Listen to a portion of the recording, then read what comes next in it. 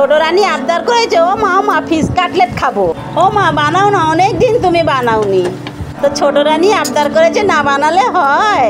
ফ্রিজে ছিল জ্যান্ত রুই মাছ, ভালো করে ধুয়ে নিয়ে ভালো করে সিদ্ধ করে নিয়ে কাটা ছাড়িয়ে নেবো। এইদিকে কড়ার মধ্যে গোটা জিরে গোটা শুকনো লঙ্কা ভালো করে ভেজে নেবো। এইদিকে বাটির মধ্যে কর্নফ্লাওয়ার নুন দুটো ডিম দিয়ে জল দিয়ে ভালো করে ফেটিয়ে, এদিকে তেল গরম হয়ে গেছে, কেটে রাখা পেঁয়াজটা ভেজে নেবো। চামচ আদা রসুনের পেস্ট দিয়ে দেবো, 1 চামচ লঙ্কার গুঁড়ো, পরিমাণ মতো হলুদ দিয়ে কষে নেবো। সিদ্ধ রাখা মাছটা দিয়ে দেবো, সিদ্ধ করা আলুটা গ্রেট করে নেবো, পরিমাণ মতো নুন দিয়ে গোলমরিচ দিয়ে ভালো করে কষে নেবো।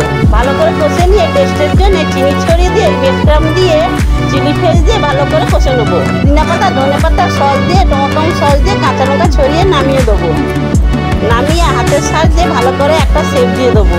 গুলে রাখা কর্নফ্লাওয়ারের মধ্যে ডুবিয়ে নিয়ে বেডক্রামের মধ্যে দিয়ে ভালো করে কোটিং করে নেবো। কটা চিংড়ি মাছ ছিল, কটা চিংড়ি মাছের পকোড়াও করে নেবো। এদিকে তেল গরম হয়ে গেছে, কাটলেটটা ছেড়ে দেবো।